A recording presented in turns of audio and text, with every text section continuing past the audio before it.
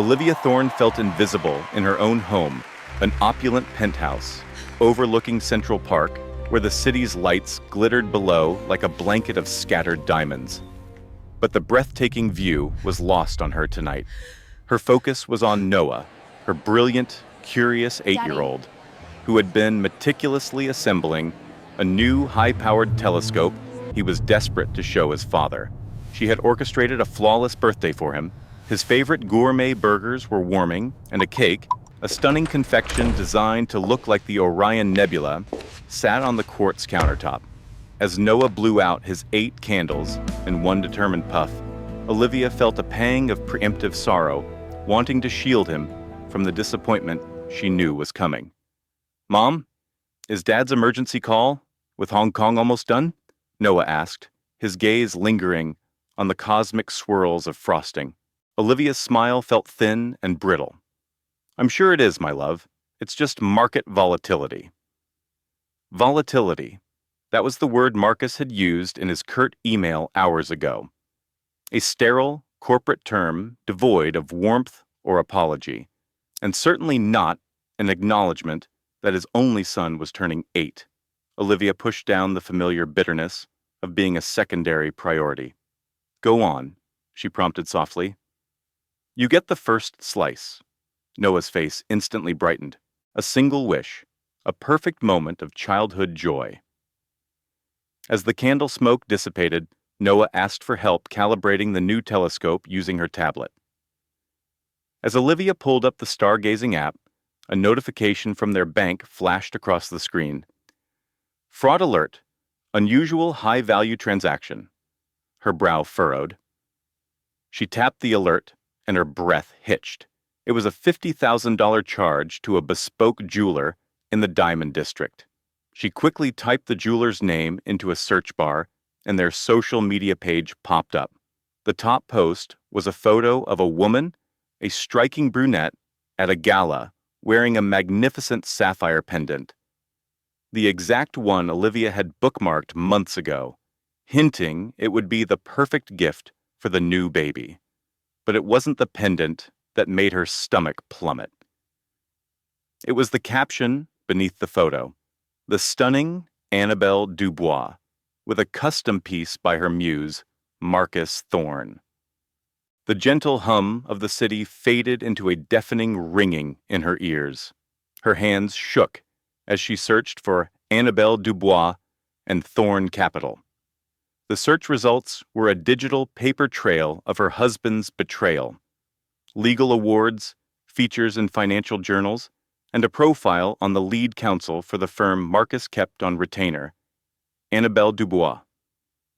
Noah came over, noticing her sudden rigidity.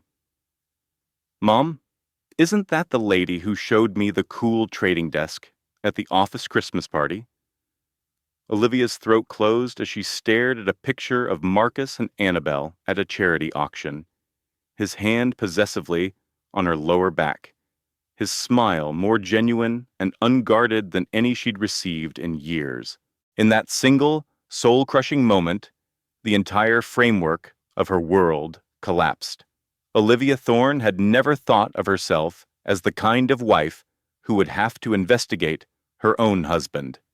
For most of their marriage, she had lived with a foundation of absolute trust, confident their bond was immune to the temptations that swirled around Marcus's meteoric rise in the cutthroat world of New York finance.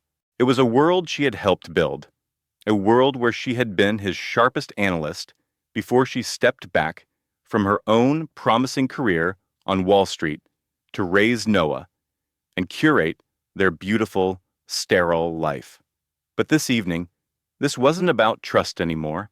It was Noah's 8th birthday, and Marcus's absence was no longer a professional necessity.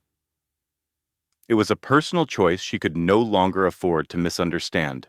She recalled all the charity galas she'd attended alone, forcing a pleasant smile for acquaintances while claiming he was navigating a complex merger. She recalled the vacations to St. Bart's that were perpetually canceled for sudden market corrections. She recalled telling Noah just last week, Daddy is making sure the world's money is safe, sweetie. Noah had simply nodded, his little face filled with a solemn understanding that broke her heart. In that instant, Olivia knew the pretense was over for both of their sakes. She understood this Instagram post wasn't an accident. It was a declaration. His only miscalculation was assuming she was too consumed by her domestic life to ever notice. Olivia gripped the tablet, her knuckles white. She felt like a squatter in her own home, surrounded by investment-grade art and custom furniture that Annabelle's influence had probably touched. When she found a picture of Annabelle at a conference wearing a pair of diamond studs Marcus had dismissed as a portfolio diversification, every doubt she had ever silenced crystallized into cold, hard certainty. "This is for us," he'd said once, sweeping his arm toward the glittering skyline from their window. "Everything I build is for us." He had just never specified who was included in us. He had never mentioned that while she was scheduling pediatrician appointments, he was commissioning sapphire necklaces for his lawyer. He had never mentioned that he was carefully constructing a second life, one where she and their son were just the original, outdated assets about to be liquidated. For a fleeting moment, as she stared at the distant city lights across the dark expanse of the park, she wished it was all a horrible nightmare. She had no idea the truth was infinitely more calculated and devastating than she could possibly imagine. There was a time when Marcus Thorne was not an enigma in his own home. Before the endless SEC filings, before the whispered calls taken on the terrace, before a chilly distance became their norm, he was the man Olivia had built her whole world with. In the early days, when his fund was just a tiny office over a deli, Marcus would bring her coffee, and they would spend hours debating market theories. He used to lift Noah onto his shoulders in Central Park, pretending they were titans of the universe who ruled the city. He used to whisper, "Olivia, you are my anchor. Everything else is just market noise." And Olivia had invested her entire self into being that anchor. But as his assets under management swelled, his capacity for emotional intimacy seemed to shrink. It started with small hairline fractures in their life together, a forgotten anniversary, a patronizing remark when she talked about her volunteer work, a new, all-consuming obsession with his own legacy. Then came the secrecy, the way his laptop would slam shut whenever she entered his home office. Olivia had tried to rationalize the changes, telling herself he was under extraordinary pressure, that running a major hedge fund was an isolating endeavor. But deep down, she felt as though she was being systematically phased out of his life's portfolio. He began to criticize her decisions, the provincial friends she kept from her old firm, her lack of killer instinct in front of his billionaire clients, her supposed failure to grasp the sheer scale of his ambitions. And Olivia, pregnant with their second child, quietly absorbed every critique, the way a person who feels their influence waning often does, until she could barely remember what it felt like to be his partner. What was worse than the neglect was his talent for emotional arbitrage. Marcus could make his own failings feel like her liability. If she confessed to feeling lonely, he would retort, "You need to hedge your emotional state, Olivia. Get involved with a new charity board." If she mentioned that Noah missed him, he would let out a long, weary sigh. "Do you have any idea what kind of returns I need to generate to support this lifestyle for you?" But the true cost was much simpler, much colder, and it was staring back at her from the tablet's screen. Marcus wasn't just working late. He was planning a hostile takeover of their life. He wasn't just emotionally distant. He had already reallocated his entire emotional investment in their family. As she found a video of him and Annabelle on a panel about market ethics, their chemistry easy and electric, with shared intimacy, Olivia felt something she hadn't felt in years. Not grief, not even rage, but a chilling, terrifying clarity. Tonight, his meticulously constructed life had just suffered a catastrophic market crash. Noah Thorne had always seen his father as a financial superhero, a man who commanded the world's wealth from a glass tower. At 8 years old, he believed that every missed school play was because of a Federal Reserve meeting, that every brief, hug goodbye was just a hero leaving for his fortress, and that his dad, no matter how powerful, loved him more than any stock ticker he'd ever watched. Olivia wished with every fiber of her being that she could protect that beautiful myth. Just that morning, Noah had woken her up by leaving his latest masterpiece on her nightstand, a crayon drawing of their family standing on the moon with a rocket ship that had the Thorne Capital logo on its side. "Mom, do you think Dad will build a real one for us someday?" he'd asked, his voice soft with sleep and absolute faith. "I'm sure he'll say it's the best investment in the universe, my love," Olivia had lied. His backpack was loaded with the precious items he wanted to present to his dad: a new book on astrophysics, a framed photo of them at the Hayden Planetarium, and the biography of Carl Sagan he hoped his dad would read to him. At dinner, Noah had detailed the evening's plan with unwavering optimism. "After cake, Dad and I are going to find the Andromeda Galaxy with my new telescope." She couldn't find the strength to tell him Arthur had already texted his apologies about a last-minute structural inspection in Chicago. She refused to be the one to shatter her son's perfect world. "That sounds like the best plan ever made," was all she managed, the words tasting like ash in her mouth. All day, Sam was a live wire of pure joy. He even used their home's smart display to call her, titling the call, "Is Dad Coming Home Now?" and holding up a drawing of a rocket ship. The moment she got home, he set a place for Arthur at the head of the table, folding a paper napkin into the shape of a skyscraper. Their sprawling penthouse apartment, the breathtaking view of Central Park, the custom-ordered cake from the city's finest baker. None of it held a candle to the significance of that one empty seat. "Mommy, maybe Dad's helicopter got stuck in the storm," he offered, his voice growing smaller with every word. Clara wished she could bottle this moment to keep him suspended in that pure, unbroken hope forever. But when her tablet chimed with a news alert and Sam saw the life drain from her face, he knew. He couldn't understand the article, but he saw the shift in her, like a light bulb had been smashed, plunging her into shadow. His small shoulders slumped, and his bright, curious eyes filled with a question he was suddenly terrified to ask. "Mommy?" The word was a fragile thread of sound, yet it carried the weight of an entire world. It was the sound of a child realizing the ground beneath his feet was made of glass. Tonight, she wasn't just learning about her husband's affair. She was watching her son internalize the crushing truth that sometimes a father's promises are not enough to bring him home. Arthur Blackwood hadn't simply missed Sam's birthday. He had traded it, auctioning off his own son's happiness for a different, more glamorous life. The seed of that awful truth had been planted hours before the news alert. When her phone lit up with a text she should have instantly recognized as a lie. "Site emergency. Have to fly to Chicago. Back tomorrow." Not, "Give my little astronaut the biggest hug for me."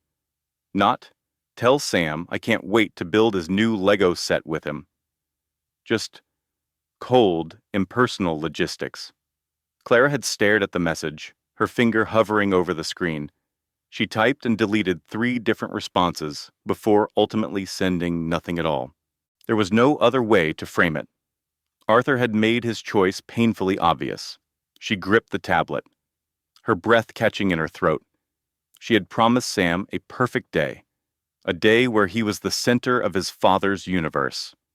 When Sam had asked, "Is Daddy coming home soon?" she had forced a smile that felt like a crack in a dam. "Honey, your dad is designing a building so tall it will touch the clouds. He's a hero for the whole city." It was a partial truth, a flimsy shield for a little boy who saw his father as a real-life superhero. But the actual reality washed over Clara in a cold, unforgiving wave. She thought of Sam carefully placing his new model spaceship on Arthur's pillow, a silent welcome for a father who was never coming. She remembered how Sam would stand at the panoramic window, watching the endless stream of yellow cabs on the street below, long after she knew Arthur's car wouldn't be pulling up. Clara pushed aside the memory of Arthur's grand promises, each one as insubstantial as the morning mist over the park. By the time she and Sam sat down for cake in their vast, silent apartment, she had made a tense peace with the familiar narrative that Arthur was, once again, consumed by his work. She had spent the last hour crafting gentle fictions for Sam, bracing herself to absorb the full force of his disappointment. What she was not prepared for was the cruel, high-definition evidence waiting on her screen. She never imagined Arthur would be so arrogant as to leave such a public trail.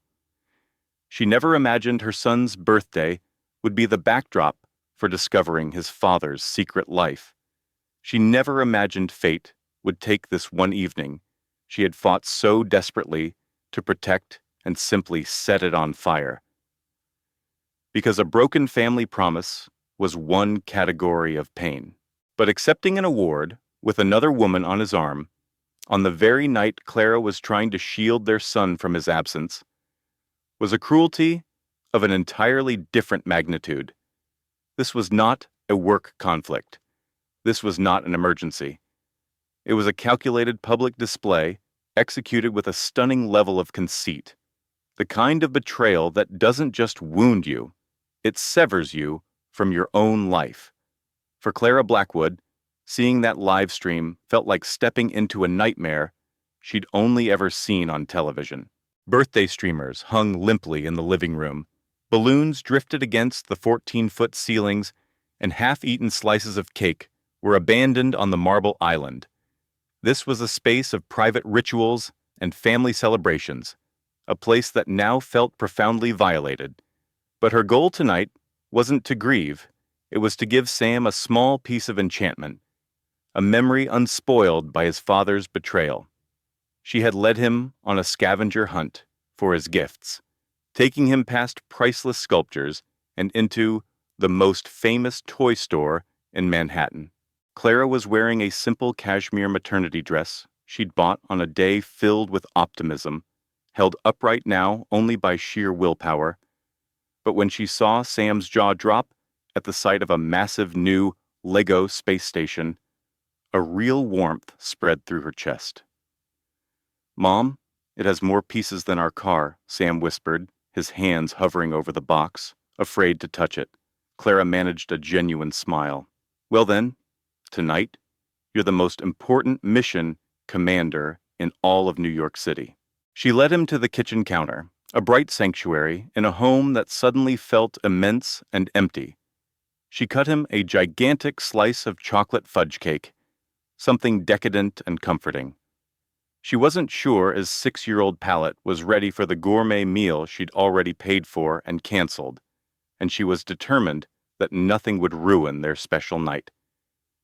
She filled a small flute with sparkling cider for him, appointing him the birthday admiral. Sam puffed out his little chest, glowing with pride. For one brief, perfect moment, everything was held in a fragile, beautiful bubble. Clara released a breath she hadn't known she was holding. She glanced around the apartment, taking in the scene. A framed architectural award on the bookshelf. A wall of glass overlooking the glittering Manhattan skyline. She didn't feel like she belonged in this world of steel and ambition anymore, but being here for Sam made her feel tethered to it just the same. Sam swung his legs under his stool. "Mommy, do you think Dad will ever build a tower on the moon?" Clara's heart clenched. She hated lying to him, but the instinct to shield him was overwhelming. "I think he'd just want you to have fun building this one," she replied, her voice gentle. Sam nodded, accepting the answer with the pure faith that only a child possesses. The cake was a huge success. Sam's happy chatter filled their corner of the vast apartment, and Clara felt the rigid knot in her shoulders finally start to ease. Maybe, just maybe, they had salvaged the evening, but delicate things are not made to last. Just as Sam was licking the last of the frosting from his fork, her phone buzzed with a text from her best friend, displaying a link to a live news broadcast. The moment she read the frantic message, "Aren't you supposed to be at the Metropolis Gala? Turn on the news now," Clara felt a cold dread begin to creep up her spine, a primal instinct warning her that a disaster was happening before her brain could even process it. She clicked the link, expecting to see a project of Arthur's being honored. Instead, reality delivered its most brutal blow. Arthur Blackwood was the main character in a story from which they had been completely erased. He wasn't tired, overworked, or inspecting blueprints in Chicago as he'd claimed in his text just hours ago. According to the broadcast, he was on stage accepting the Architect of the Year award. But it wasn't the trophy alone that made Clara's world grind to a halt. It was the woman standing next to him, her hand draped possessively on his arm. Isabel Rossi, a real estate developer so powerful and glamorous, it was almost a cliché. Her name was there, spoken by the host, attached to an arm that Clara still considered her own. The awards gala was happening that very night, a detail of public intimacy that felt like a physical blow. In that instant, the ambient noise of the apartment, the low hum of the city, the distant wail of a siren, Sam's quiet humming, all dissolved into a dull roar in Clara's ears. Her mind raced, trying to find a logical explanation. A work requirement? A favor for a colleague? A terrible mistake? But then the host beamed at the camera. Here with his brilliant partner, Isabel Rossi, Sam saw her face a second later. His small hand froze, his fork clattering against the plate.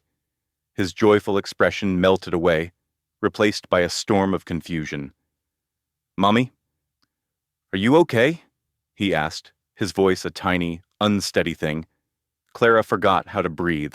She stared at the screen, and in that moment, she could almost see Arthur's confident smile faltering. She pictured his charm evaporating, his jaw clenching, his whole body going rigid if he knew he'd been found out. It was the expression of a man trapped by a reality he could no longer manipulate. She imagined Isabel Rossi, her triumphant smile wavering as she realized her shining moment was built upon the wreckage of a little boy's birthday. A flash of something, pure, ice-cold fury, shot through Clara. She pushed herself to her feet, her hands feeling numb and far away. Sam grabbed her dress, his knuckles white, his eyes pleading with hers for an explanation she did not have. With one click, the polished world Arthur built on lies had collided with the family he had tried to discard in the shadows. Amelia's feet moved before her mind did. A primal protective instinct surged through her, a desperate need to shield her son from the emotional carnage unfolding before his eyes. She snapped her clutch shut, the sharp click echoing in the hushed corner of the gallery. Forcing a smile that felt like it could crack her face, she turned to Finn. Her voice was a frayed whisper when it came, trembling, not from weakness, but from the sheer weight of her discovery. "Of course, my love. Mommy's just feeling a little worn out." She scooped him into her arms, pressing him gently against the swell of her pregnancy. "How about tomorrow? We go see the giant whale at the museum." The lie was so profound, it felt like a betrayal to her own lungs. But for her son, she would forget how to breathe if she had to. You said you were stuck in a last-minute meeting with the zoning board, she murmured, her voice a thin, fragile sound about to tear. I brought Finn for a surprise, to see the big model, because you promised you'd be free by 8. Finn buried his face in her dress, peeking out from the fabric. Mommy, he whispered, his voice small and uncertain. Why is Miss Sloane touching Daddy's tie like that? Julian felt the world tilt, his eyes scanning the crowded art gallery for an escape that didn't exist. The sophisticated murmur of the city's philanthropists and real estate moguls seemed to dim.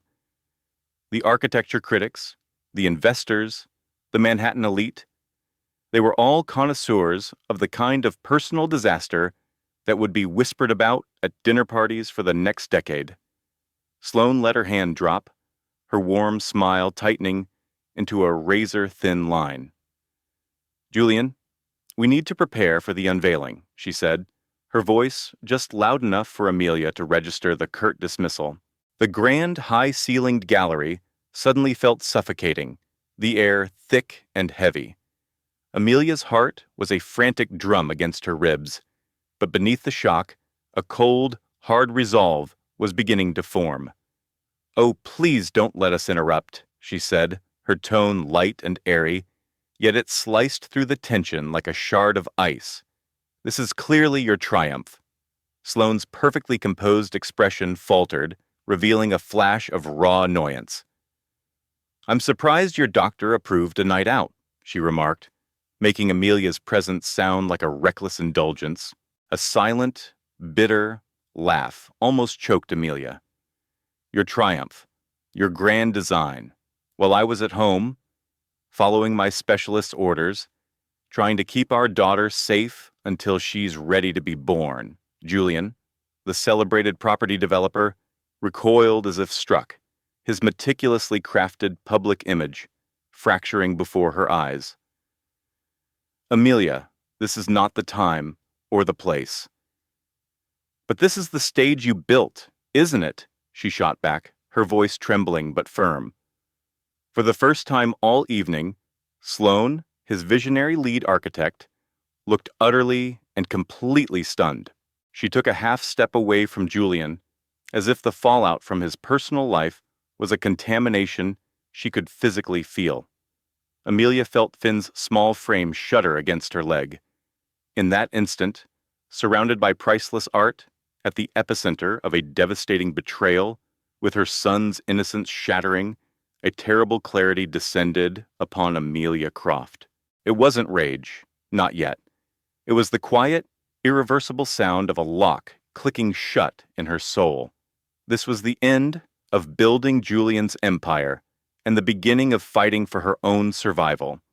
Just as her knees threatened to buckle, a calm, distinguished figure detached himself from a nearby group of benefactors. An impeccably dressed older gentleman began to walk toward them, his face a mixture of quiet authority and deep concern. Alistair Finch.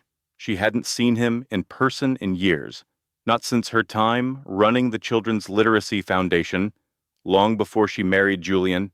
He was a titan of philanthropy, a man whose quiet approval on a board was worth more than 100 flashy headlines. She remembered his sharp intellect and his profound decency. She never dreamed he would be here to witness the public implosion of her world. Amelia, he said, his voice low but filled with an unmistakable worry. Is everything all right here? Julian stiffened beside Sloane, his charming smile frozen on his face. We're fine, Alistair. Just a little family misunderstanding. Alistair's gaze remained fixed on Amelia. His eyes softened with compassion when he noticed little Finn hiding behind her. Amelia opened her mouth to speak, but only a choked, broken sound emerged. I don't know. Alistair moved to stand with her, creating a subtle but unbreachable barrier. It wasn't an aggressive gesture, but his unwavering presence felt like a fortress. Julian let out a quiet, arrogant huff. This is a private matter, Alistair. At last, Alistair turned his gaze on him. "You've made it the main event," he replied, his voice level, but laced with a deep, cutting disappointment. "And your son is clearly distressed." Sloane, the other woman, shifted her weight, visibly annoyed. She was unaccustomed to being an extra in someone else's messy life. "Look, we are not trying to make a scene." "Nobody is, Mr. Finch," Julian replied, his tone condescendingly gentle. "But a child is upset, and that has just become the only thing of consequence in this entire gallery." A tempest of emotions swirled across Julian's face, fury, humiliation, and a spike of sheer panic as he saw his primary backers observing the entire exchange. Finn tugged on Amelia's coat. "Mommy, can we please go home?" His tiny voice was a splinter of glass in her heart. Alistair leaned closer. "If you need to leave," he murmured, for her ears alone, "my car is just outside." Julian stepped forward as if to block her path, his control finally snapping. "She doesn't need your charity."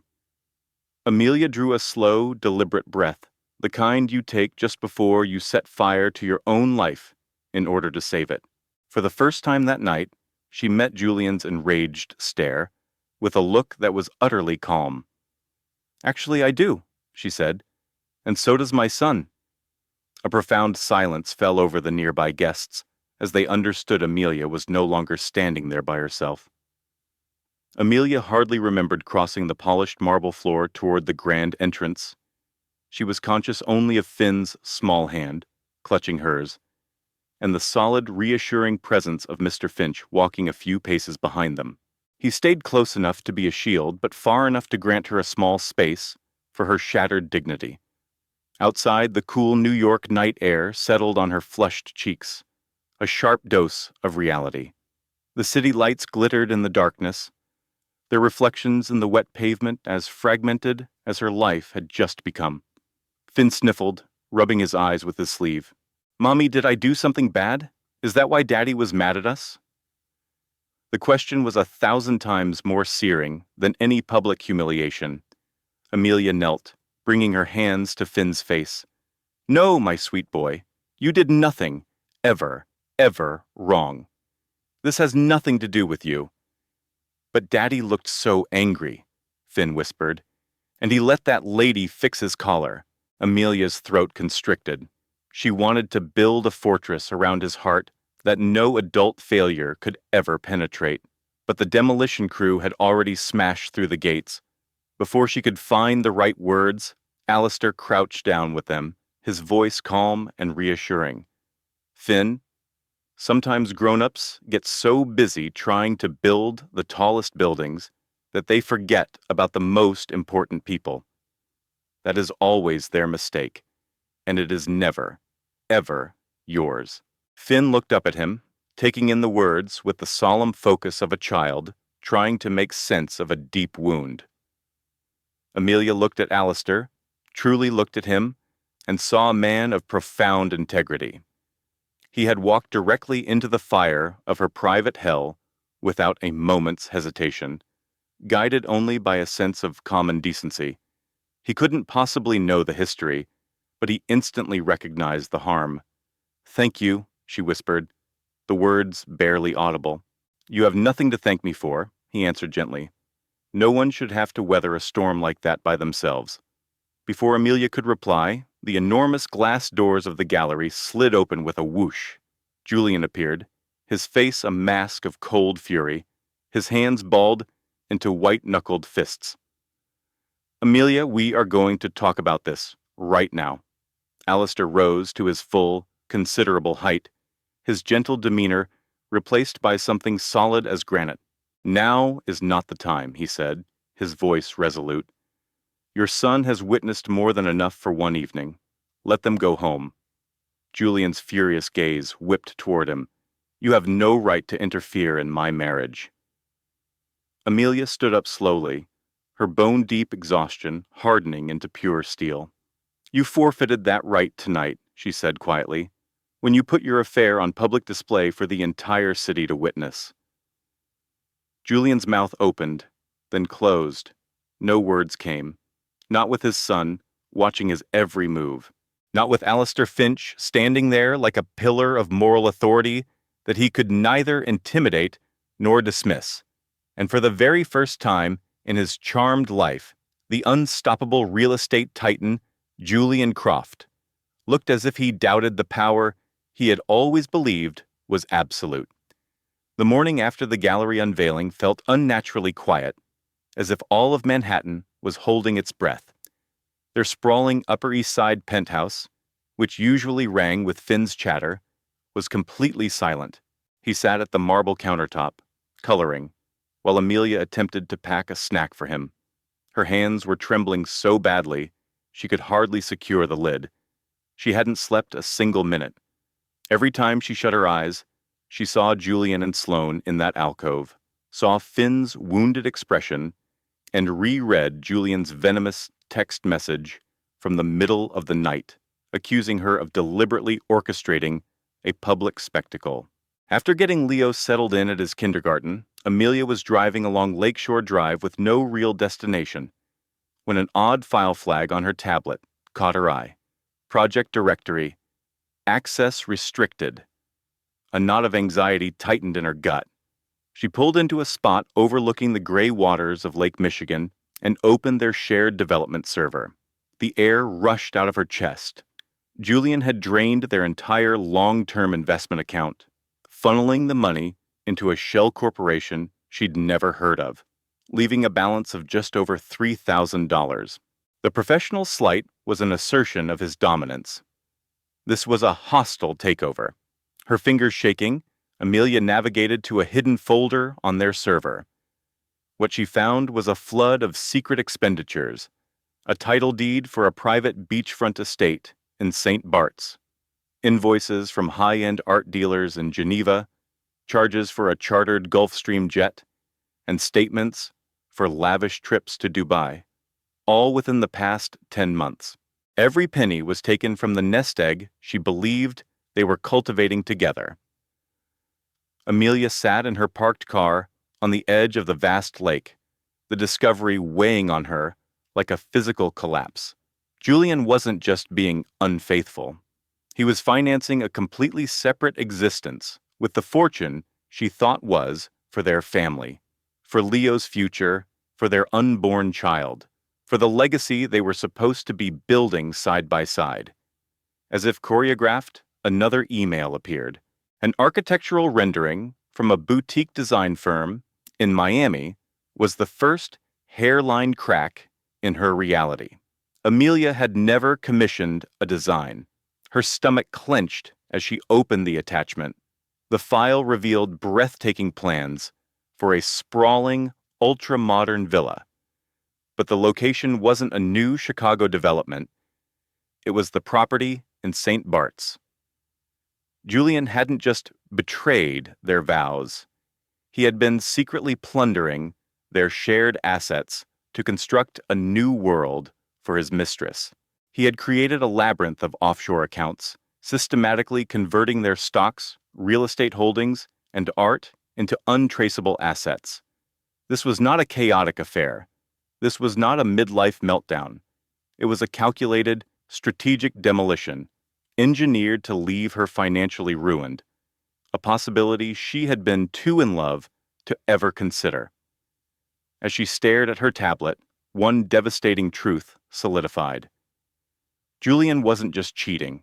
He was actively constructing an entirely new life without her, using their joint fortune as the foundation.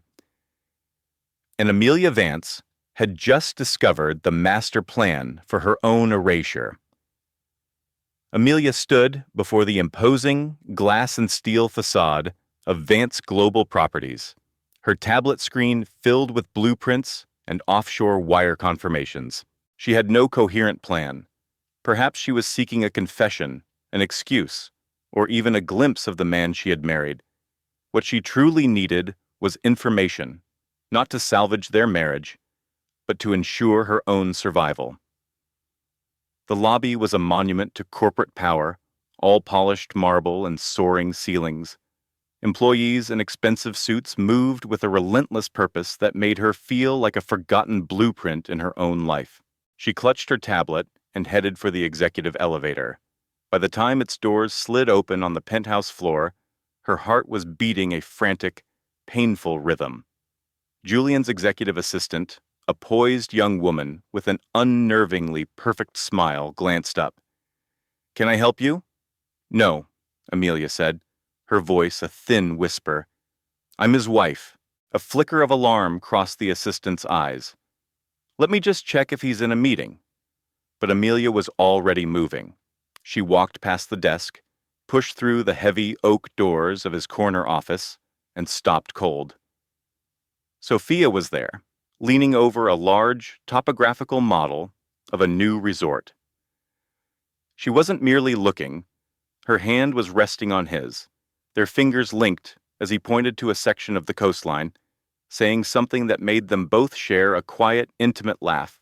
It was the sound of a shared vision, a sound Amelia hadn't been included in for what felt like an eternity. The noise that caught in her throat wasn't a sob or a yell, but a sharp, silent intake of breath, the sound of a foundation cracking. Julian whipped around.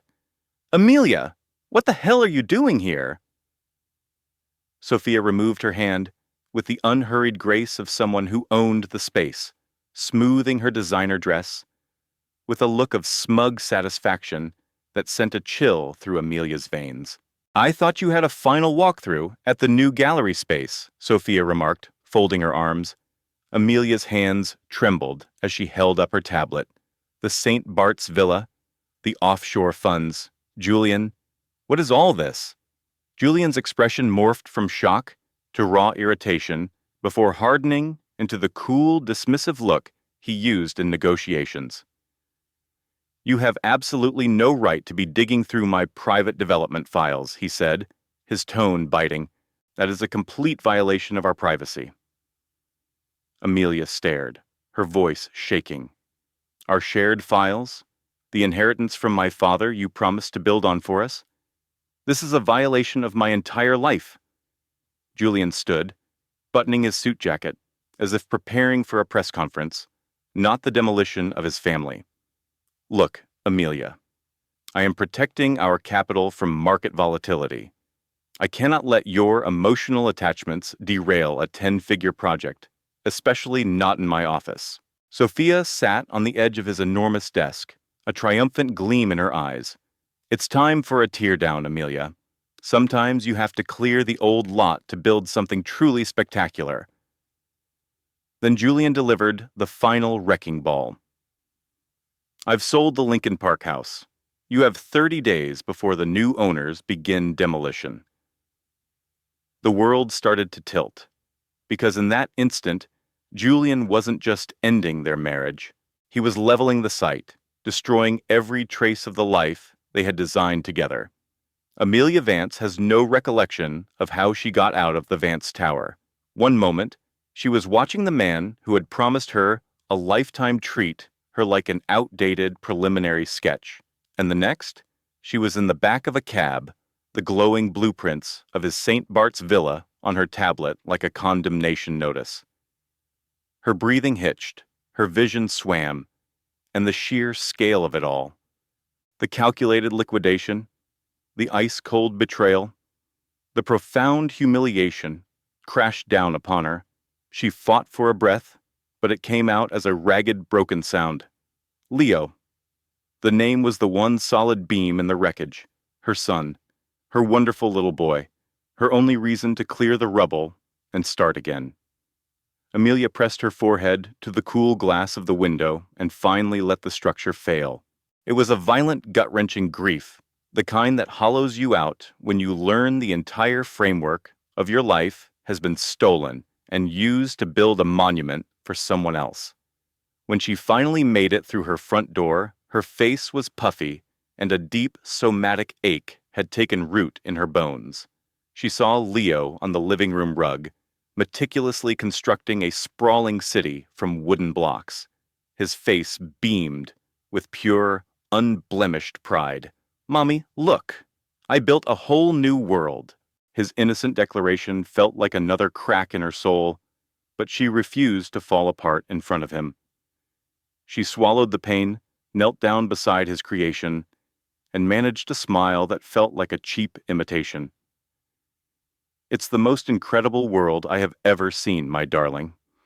That night, long after Leo was asleep, Amelia sat in the dark, silent house, getting hit by a series of automated notifications confirming that her credentials for their joint financial platforms and architectural servers had been revoked.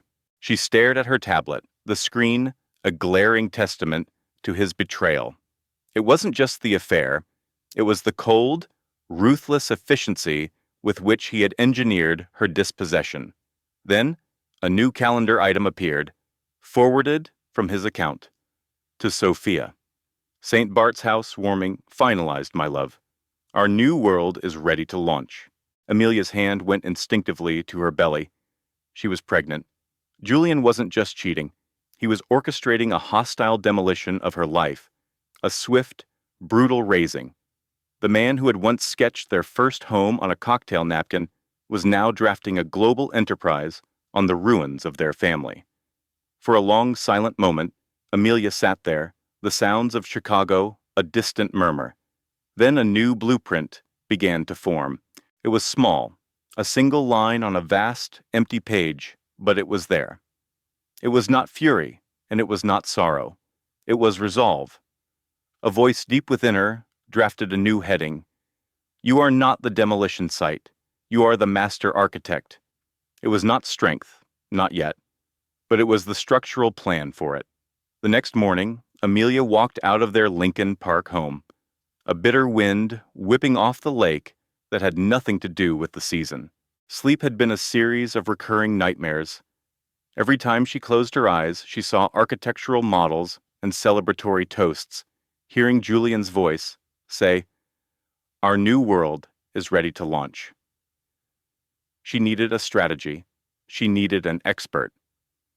While waiting for a coffee at a quiet cafe, a familiar voice called out, "Amelia." She turned to see Marcus Thorne, a brilliant structural engineer she'd often collaborated with, holding a cup. He was wearing a simple fleece jacket, not the crisp shirt he wore on job sites, which made him seem warmer, more real. What brings you here?" she asked, suddenly aware of the strain showing on her face. "This is where I come to check the city's foundations every morning," he said with a gentle smile. "But I saw you at the benefactor's dinner last month. You looked stressed. I was hoping you were all right." Her throat closed up. It had been years since someone had bothered to look past her polished facade. Amelia tried to play it off. "I'm okay, just exhausted from the foundation gala planning." But Mark's legal mind saw past the excuse. His eyes fell to the tablet she was gripping, the screen displaying a complex, architectural blueprint overlaid with financial projections. "Is something wrong?" he asked, his voice gentle. Amelia hesitated. Then, driven by a raw, desperate need, she slid the tablet across the polished mahogany table. Mark's expression hardened as he scrolled through the documents, his jaw clenching with each new revelation. When he finally looked up, his face was a mask of cold fury. "Amelia," he said, his tone now crisp and severe, "what Julian is doing here is more than just cheating.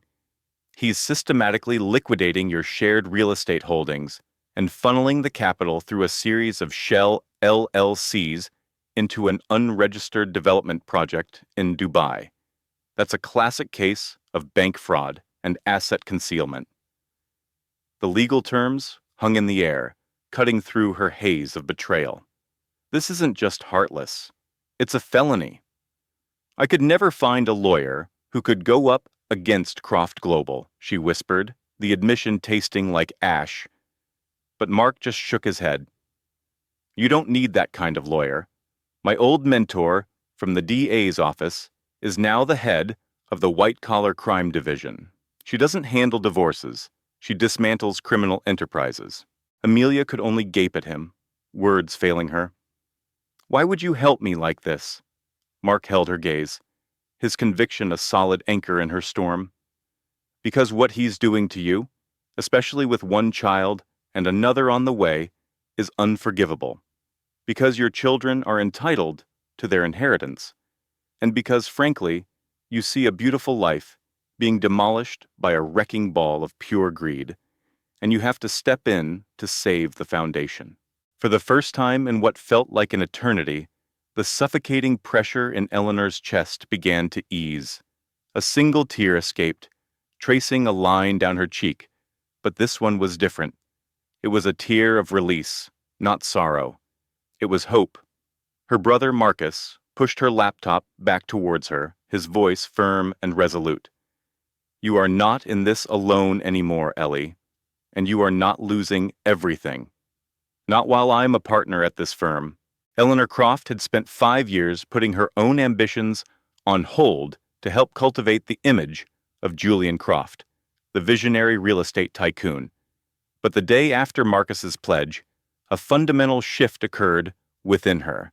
It wasn't a sudden breakdown, but a methodical, quiet reconstruction of the woman she used to be. It began in their shared home office, a room Julian had turned into a shrine for his various Developer of the Decade awards. Stored in a forgotten folder on her cloud drive were her old political speeches, research notes from a powerful campaign she'd managed in her 20s, a passion Julian had once condescendingly called a noble but profitless hobby. That afternoon, she began to open the files. She changed into a simple cashmere sweater, pulled her hair into a messy bun, and started printing, covering the vast marble of their dining table with the sharp, incisive words of her past life. When she saw her reflection in the panoramic windows overlooking Central Park, the broken woman who had discovered a damning contract that morning was already fading. She didn't see the wife about to be written out of the empire she had helped build. She saw the sharp-witted strategist she had been, a woman deeply betrayed, but far from beaten. She canceled her prenatal yoga session and had her driver take her downtown to the granite and glass tower on Wall Street that housed her brother's law firm. Her hands had a slight tremor, but only a slight one, as she gave her name at the imposing front desk. Her voice was a mere whisper when she started outlining the situation to the firm's senior partner, a formidable woman named Diana Walsh, but it grew stronger with each sentence. She laid out the printouts of the offshore wire transfers with a calm, organized clarity that felt both new and familiar. When she finished, Diana leaned back in her leather chair, a slow, predatory smile spreading across her lips. Don't you give this another thought, Eleanor. Men like your husband think they can build their own reality with steel and glass. We're about to show him what a controlled demolition looks like. Tears welled in Eleanor's eyes, not of pain, but of the overwhelming relief of having a force of nature on her side. The counterattack was swift. Julian's texts began to flood her phone. You're misinterpreting these documents. It's just strategic diversification. Let's talk about this like adults. Eleanor ignored them. Instead, she screenshotted every condescending message and uploaded it to the secure client portal Diana had set up. That night, she remembered the password to his private server in the study. On it, she found encrypted proposals detailing leveraged buyouts, payment schedules to unlisted Cayman Island accounts, and the architectural contracts for the new boutique hotel chain that Julian had sworn were just speculative ideas. She copied everything, sorted the data, and named each folder with the meticulous precision of a campaign manager. Later that night, sitting in the cool glow of her screen, she felt a soft but definite flutter from within. It was a terrifying challenge. It was a fight bigger than any political campaign she had ever run, but it was a new life. It was the blueprint for an entirely different future. And when she rested a hand on her stomach and whispered, "We are going to be all right," It was no longer just a hope. For the first time, on this bewildering, treacherous journey, she was starting to believe it was a certainty. While Eleanor was quietly building the case for her own liberation, Julian Croft's meticulously designed world began to exhibit signs of catastrophic structural failure. Soon those hairline cracks started to spiderweb with the shocking velocity of a man losing the total command he had engineered into his life. It began at his own company. The day after Eleanor found the contracts, Julian strode into the Park Avenue headquarters of Croft Global, anticipating the usual mix of fear and reverence his arrival commanded. But the atmosphere was heavy with a strange new anxiety. His chief financial officer seemed to be actively avoiding his gaze. Junior executives were murmuring in hushed tones behind closed doors, and a summons from the New York Attorney General's office was lying on his desk. It was a formal subpoena. We have received a credible report concerning fraudulent loan applications and illegal asset transfers. A comprehensive forensic audit of all corporate and personal accounts will begin immediately. An icy dread washed over Julian. He knew precisely who was behind this. The so-called seed investment in Sophia's design firm. The trips to Abu Dhabi that were written off as site visits. The enormous consulting payments made to accounts he secretly owned. He slammed his hand on the marble desk. This is a competitor trying to undermine our new tower project, he roared, but the breach was already complete. By 3 p.m., the firm's head counsel was in his office. You need to disclose everything, Julian. Full and immediate cooperation is your only play here. The entire affair was spinning out of his control. It became painfully obvious when all 3 of his urgent calls to Sophia were routed directly to her assistant. The woman he'd promised to make the most famous architect in the city had vanished the moment his own foundation showed a crack. He sent another text. We have to coordinate our stories. Now. The delivered receipt appeared instantly, but the silence that followed was a crushing weight. His hands balled into fists. Arthur Sterling had never been ghosted a day in his life, but Eleanor's complete disappearance, especially now, was a uniquely sharp torment. He'd prepared for the screaming matches, the desperate calls, the tidal wave of drama he knew he deserved after she found the charge for the Cartier bracelet on their shared cloud account. Instead, she'd just vanished. The silent void she left behind was far more terrifying than any fight. Standing in the echoing foyer of their Beacon Hill brownstone, a place that now felt more like a museum than a home, he dialed her cell for what felt like the 100th time. It went directly to that cheerful recorded greeting of hers he now loathed. He paced the stark, modern living room, a space he'd once boasted about. Now it just felt like a cage. Panic and fury churned in his gut. The carefully constructed empire of his life was crumbling, brick by brick. Then came the final, crushing indignity. His Nexus Innovations corporate black card was rejected.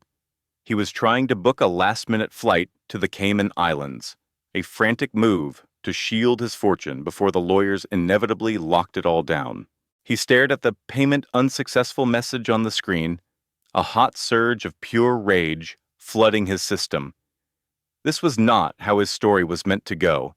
He was the one who drew the blueprints. He was the one who controlled the terms. Instead, in the span of a few short days, Julian Croft was facing the same kind of ruin he had brought upon dozens of others, and Eleanor had yet to send a single reply. In fact, she had spent the last 72 hours systematically erasing Julian from her professional life, blocking his calls, deleting his contact information from the firm's server, and archiving the incessant stream of texts filled with empty reassurances. Sophia saw herself as an artist, a creator, not as collateral in the spectacular collapse of some billionaire's personal life. The facts were clear.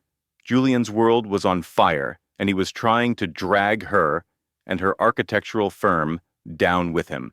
So when Sophia arrived at the address of Eleanor's brother's Upper East Side brownstone, she wasn't wearing her signature avant-garde blazer. She was cloaked in a heavy layer of dread. Eleanor opened the door, her expression a mixture of fatigue and astonishment at seeing the woman who had become the symbol of her life's complete demolition. "What are you doing here, Sophia?" Eleanor asked, her voice calm and level, which was somehow far more intimidating than rage. Sophia struggled to find the right response. "I have no intention of apologizing. I came here so you would know exactly who you married." She was referring to the chapters of the narrative Liam had carefully torn out.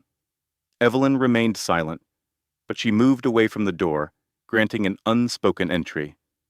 Sloane drew a shaky breath, the kind you take right before pulling a pin from a grenade. "Liam told me your marriage was a strategic merger.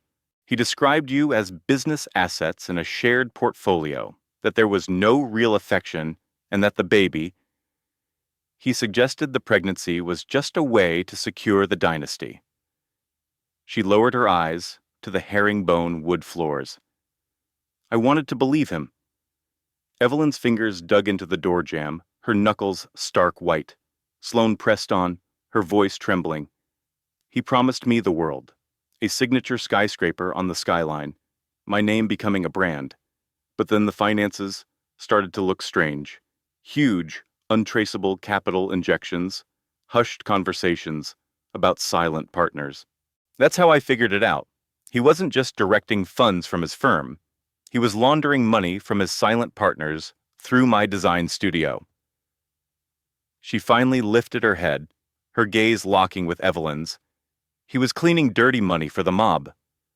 The world seemed to tilt under Evelyn's feet, but Sloane hadn't finished.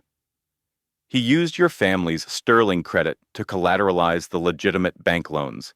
He had your digital signature on file. And that architectural award ceremony in Monaco last month?" She gave a slow, deliberate shake of her head. "He was there to appease one of his primary lenders, a man who made it chillingly clear what would happen if the project went under. The deception wasn't just about us. It was woven into the very foundation of his entire company. It was a criminal enterprise, far bigger than I ever imagined." "I walked away," Sloane stated, her voice now a taut, brittle whisper.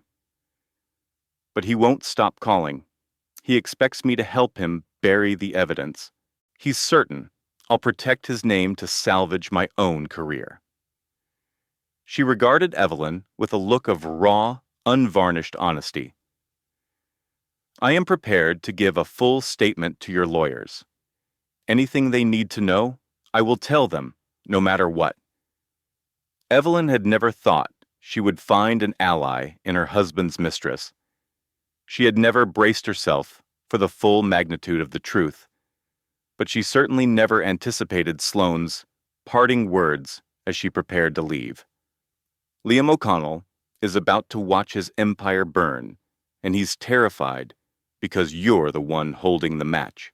The law firm's meeting room was a sterile box of glass and steel, suspended high above the city. Eleanor walked in, a protective hand on her pregnant belly, the other clutching a secure drive her sister, Audrey, had loaded with damning files. The panoramic view of the Manhattan skyline was breathtaking, but it brought her no peace. This wasn't about finding common ground. This wasn't a public spectacle, at least not yet. This was the first move in a war. The goal was to freeze his accounts, secure her future, and establish the terms of his surrender. Julian was already at the table, his spine rigid in a Tom Ford suit that cost more than her entire college education. He fixated on a point somewhere over her shoulder, out the window. His lawyer, a shark notorious in New York real estate for eviscerating his clients' spouses, said something to him in a low voice as Eleanor sat down, But it wasn't Eleanor's presence that made Julian's hand clench his glass of water.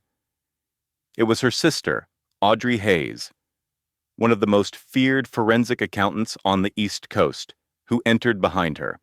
Audrey didn't take a seat. She calmly connected her own laptop to the room's massive display screen. She possessed an aura of quiet competence that wiped the smug look right off Julian's face. The meeting started. Julian's lawyer painted a picture of a visionary developer, a genius cracking under the pressure of a loveless, transactional marriage. And then Audrey began to speak. The managing partner straightened his tie. Eleanor, your sister has presented a detailed analysis of material procurement fraud. It seems Mr. Croft systematically falsified building records, invoicing the project for premium-grade steel while installing a vastly inferior product. He then funneled the several million-dollar difference through a shell company in the Cayman Islands. The atmosphere in the room grew thin and cold. Julian's face was a stone mask of fury. At that exact moment, the display screen came to life. The firm's IT specialist connected Sloan Ryder through a secure video conference. The blood drained from Julian Croft's face. Sloan's image filled the 90-inch screen, her voice perfectly clear. I am providing this testimony of my own free will. Julian told me his separation was already in progress. He used funds, which I now know were stolen from the construction budget of his flagship tower, to purchase my firm a new office in the Seagram building. I was there when he directed a foreman to sign off on material inspections for products that were never delivered. One of the junior lawyers on Julian's side of the table made a small, choked sound. Julian's lead attorney looked as though he'd been punched. Julian finally broke. Sloan, what the hell do you think you're doing? But Sloan's gaze on the monitor was fixed on Eleanor. I'm doing the right thing. The partner listened intently, his fountain pen moving across a legal pad. Mr. Croft, this sworn testimony points to numerous federal crimes, including wire fraud and racketeering. Eleanor released a ragged breath she didn't realize she had been holding. It wasn't victory, it was air. The lawyer addressed her directly. Mrs. Croft, based on this evidence, you are awarded exclusive use of the Tribeca loft. Furthermore, a temporary restraining order is now in place, freezing every one of Mr. Croft's known assets, both personal and corporate, effective immediately. Julian shot up from his seat.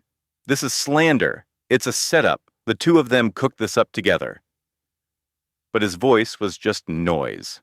In that room, the paper trail was more powerful than his rage, and the systematic demolition of his real estate empire was already underway. Eleanor Croft didn't mark the occasion with champagne. She marked it with the first deep, untroubled breath she had taken in years, standing in the middle of Central Park. After the meeting, she had collected her son Leo from his preschool and gone straight there. The city's tall buildings seemed distant, almost serene in the afternoon light. Leo immediately began a quest to find the biggest leaf in the conservatory garden. His laughter bright and clear in the quiet air, as if his small universe had suddenly expanded.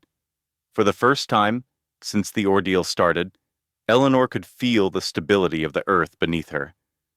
She sank onto a bench, watching her son and letting the garden's tranquility soothe her frayed spirit. The suffocating weight of his betrayal, the fear, and the humiliation began to dissipate, like mist rising off the Hudson. A voice she adored cut through her thoughts. I had a feeling I'd find my favorite duo hiding here. She looked up to see her sister, Audrey, holding 2 steaming cups of coffee. She might be an accountant, but she always knew the perfect equation for comfort. You're an angel, Eleanor said, her voice thick with unshed tears. I try, Audrey answered with a soft smile, passing her a warm cup. Just wanted to see how you were. They sat together in comfortable silence, watching Leo attempt to befriend a skeptical squirrel. Audrey chuckled. He gets that stubborn streak from you, she remarked. He shouldn't need it for any of this, Eleanor replied, the familiar pain tightening in her chest. But for once, she wasn't bearing it alone. Eleanor, Audrey said, her voice gentle. What you did today, that was more than just a legal victory. That was you reclaiming your life. And Leo's, she added. It required a strength you don't even recognize in yourself yet. She stared out at the meticulously planned gardens, her eyes stinging. I don't feel strong. That's how you know you are, Audrey replied softly. The quiet that fell between them was a warm embrace against the cool New York air. Leo came sprinting over, his face alight with discovery. Mom, Aunt Audrey, look what I found.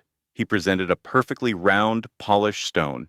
Then, without any prompting, he slipped his other small hand into Audrey's. A pure and simple gesture of absolute trust. Eleanor's heart swelled, not with grief, but with an emotion she had almost forgotten. Optimism. As the sun started to dip behind the skyscrapers, a single resolute thought took shape in her mind. She wasn't just trying to salvage the wreckage of her old life. She was drafting the blueprint for a completely new one. A life where she was the lead architect. A life where her children were the cornerstone. A life where the truth was the unshakable foundation, long after the lies had been demolished. And for the first time since she'd found that coded ledger in their Hamptons beach house, Eleanor Croft could finally see a future that wasn't built on a lie. 6 months later, New York was a different place for Eleanor Croft. The avenues were just as crowded, but she no longer felt like she was fighting the current alone. The audit had triggered a legal avalanche for Julian. Eleanor's testimony, corroborated by Audrey's airtight financial forensics, created an open and shut case of large-scale fraud. The district attorney's office launched a criminal investigation. Julian was ousted as CEO by his own board, and his primary lenders hit him with a catastrophic lawsuit. For a man whose entire existence was defined by his status as a real estate titan, the public humiliation was absolute. The New York tabloids and business journals feasted on the details of his collapse. Former associates who once courted him would now cross the street to avoid making eye contact. In a perfectly fitting end, the very investor consortium he had swindled was the one that secured a fraud judgment against him, plunging him into an abyss of debt from which he could never climb out. His empire was built on concrete and corruption, and he was left alone in the ruins. During all this, Eleanor's world was quietly, beautifully taking shape. She had welcomed her son, Leo, into the world. Her new book, a deep dive into architectural integrity and ethics, had become an unexpected bestseller. Her older boy, Alex, had his bright, imaginative spirit back. His drawings once again full of soaring skyscrapers and futuristic cities instead of dark, chaotic lines. But the greatest transformation was her own. One evening, her best friend Maya invited her to a charity gala at the Met, the precise sort of high society event she once would have detested. This time she accepted in a heartbeat. She chose an elegant gown the color of sapphire at midnight, a hue that seemed to mirror her own serene power. When she walked in, Maya was already there. She bypassed the usual pleasantries about her dress or how she looked. She simply met her gaze, her eyes reflecting a friend's profound respect. "You look free, Eleanor," was all she said. "I am," Eleanor replied, and the words felt as certain as the marble floor they stood on. They wandered through the magnificent, bustling galleries with an easy grace, talking and laughing. Alex and the baby were at home with their beloved nanny, who had texted a photo of them both fast asleep after building a massive block tower. Later, as they paused before a towering classical sculpture, Maya's tone softened. You know, watching you endure that was one of the hardest things I've ever had to do. But I have never been more in awe of the woman standing before me today. Eleanor, I know it was hell, but you've managed to build something so authentic from that shattered facade. A family, a purpose, a life of your own making. Whatever comes next, you're built for it. A warmth filled Eleanor's eyes, not with pain, but with release, with gratitude, and with the quiet knowledge that she had weathered the hurricane and was now standing in the peaceful, sunlit clearing that follows. She gently squeezed her friend's arm. I know, she murmured. All around them, the gallery's lighting seemed to illuminate the path forward. And with that, Dr. Eleanor Vance was ready for the next chapter, centered, resilient, and finally, truly free. And so, our story reaches its conclusion. If you've followed this story to its final moment, it's likely because a piece of it connected to a piece of your own. Maybe it echoed your own experience of starting over, or perhaps it spoke to a hurt that is still healing. And that is completely okay, because life has a way of shaking our very foundations just when we think we are most stable. But as the ancients believed, the challenge we face becomes our way forward, and Eleanor's story is a testament to that timeless truth. Your wholeness never depends on someone else's approval. You claim it for yourself with every quiet act of resilience. Healing is rarely a single, cinematic moment. It is more often the gentle hum of a new purpose, the steadfast love of those who truly see you, the sound of a child's unfiltered laughter, or the gradual realization one morning that the voice of hope has finally grown stronger than the echo of your fear. If this story connected with you, I would be incredibly grateful if you would like, share, and subscribe. It's not about boosting metrics, but about sharing a flicker of light with someone else who might be walking through shadows. Above all, please know that you are worthy of peace and have every right to your own next chapter. This story is a complete work of fiction, crafted purely for entertainment and to explore emotional landscapes. The characters, situations, and conversations, including all names, places, and deeds, are born from imagination and are not meant to reflect any real people or events. Any similarity to actual individuals or incidents is purely coincidental. Our purpose is to examine themes of healing, self-worth, and empowerment through storytelling, not to portray or cast judgment on any real person. We hope our audience sees that this tale was designed to uplift and bring comfort, acting as a source of strength for anyone facing their own private battles. We ask that you receive this story with care, keeping in mind it is a fictional piece with a heartfelt intention. Your support means the world to us as we aim to build a secure and positive community with you.